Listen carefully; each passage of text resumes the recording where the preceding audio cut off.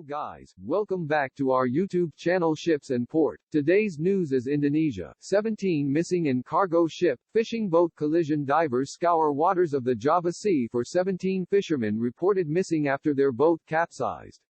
A collision between a cargo ship and a fishing boat has left 17 people missing off Indonesia's main island of Java, officials said.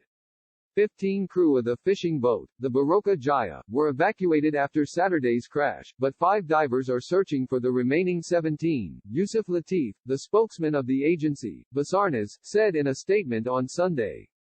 "We're still conducting the search," Yusuf said, adding that an agency rescue ship had taken the survivors on board.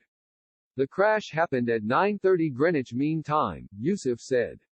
The other vessel was the bulk carrier Habco Pioneer, which has a capacity of nearly 30,000 tons.